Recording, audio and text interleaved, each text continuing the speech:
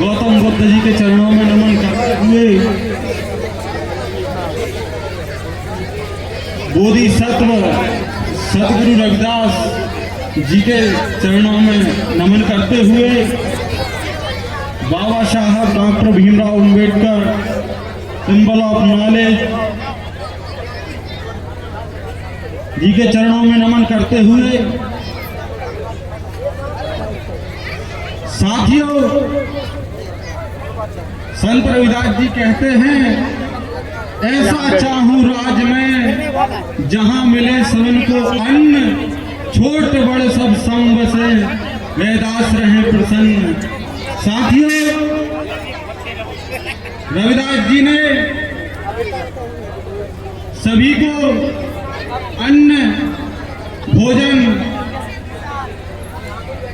के बारे में कहा। उन्होंने समानता की बात कही। आज भी हम देखते हैं हमारे साथ छुआछूत भेदभाव आज भी हो रहा है और हमारे साथ आज भी बहुत ज्यादा हम देखते हैं।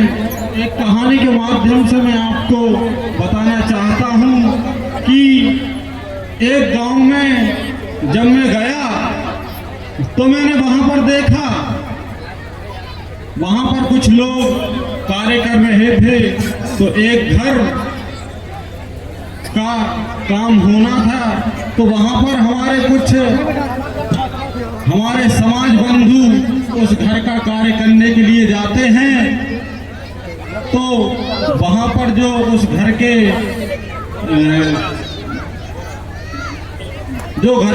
महिलाएं होती हैं, उन्होंने उनके लिए चाय बनाई। चाय बना के वो लाए और लाके उन्होंने, जैसे हमारा गेट रहता है, द्वार रहता है, वहां पर उन्होंने चाय रखी और बोला कि भैया चाय पी लो। साथियों, ये समझने की बात है कि हमें चाय भोजन पानी भी सम्मान से नहीं दिया जाता। ये बहुत समझने की बात है। और मैं हमारे संगठन का जो तीसरा उद्देश्य है, समाज में आर्थिक समस्या क्यों है, आर्थिक स्थिति मजबूत कैसे हो। हम सभी जानते हैं कि हमारी समाज की व्यवस्थाएं क्या हैं।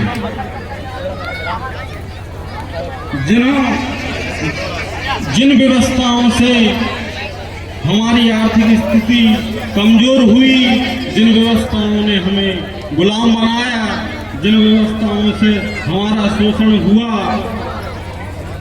जिससे हमारी आर्थिक समस्या का सामना करना पड़ रहा है।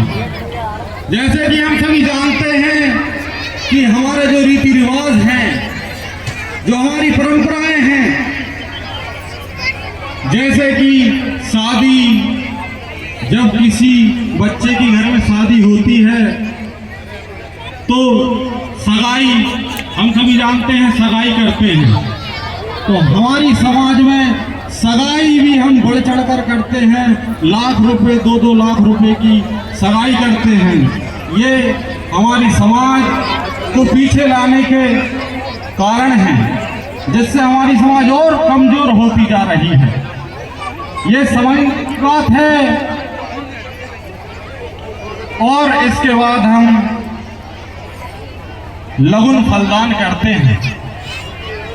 लगन फलदान करते हैं, उसमें भी हम देखते हैं आजकल हमारे यहाँ, मैंने अभी देखा था, एक लगन फलदान गया था तो वो बस ले गए।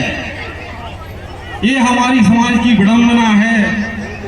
तो हमारी समाज ऐसे ऐसे कार्य कर रही है, इससे हमारी समाज का आर्थिक रूप से कमजोर होती जा रही है। इसके बाद हम शादी करते हैं, शादी में भी लाखों रुपया किसी कक्का जी से, किसी भैया जी से उधार लेते हैं और इसी प्रकार से हमारी समाज आर्थिक रूप से कमजोर होती जा रही है। अर्थ माने आर्थिक रूप मतलब पैसे की कमी। हमारे पास पैसा नहीं होता फिर भी हम बड़े बड़े कार्य करते हैं, ये हमारी समाज की विडंबना है। हम कुछ दिखाने के लिए, हमारी समाज को बताने के लिए कर्ज ले लेते हैं और फिर उस कर्ज के नीचे दब जाते हैं। कुछ घंटे की शान बनाने के लिए, समाज को दिखाने के लिए, समाज को बताने के लिए ये हमें समझना होगा। हमारे जो कार्यक्रम, हमारे जो रीति रिवाज हैं उनमें हमें परिवर्तन करना होगा, हमें छोटे रूप में करना होगा। जब तक हम यह नहीं करेंगे तो हमारा समाज इसी तरह कमजोर होता जाएगा।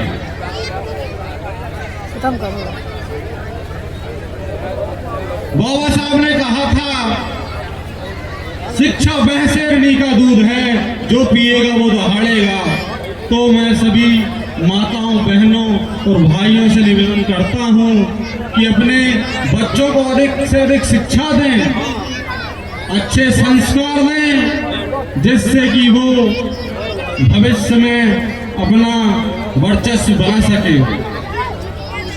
इन्हीं शब्दों के साथ मैं अपनी वाणी को विराम देता हूं और आयोजक समिति को बहुत बहुत धन्यवाद देता हूं कि उन्होंने इतनी सुंदर व्यवस्था बनाई, जिससे कि आज हम इस कार्यक्रम का आनंद ले रहे हैं। एक बार सभी साथी नारा लगाएंगे, बोलिए सतगुरु रविदास जी महाराज की, सतगुरु रविदास जी महाराज की। रविदास जी अमर रहे, अमर रहे। जय भीम, जय भीम, जय भीम। बड़ा अच्छा लगता है जब हम जय भीम बोलते हैं। इन्हीं शब्दों के साथ मैं अपनी वाणी को विराम देता हूँ। सभी साथियों को जय भीम। निश्चित ही हम जब हमारे रीति रिवाजों में बदलाव करेंगे, परंपराओं को तोड़ेंगे और नई परंपरा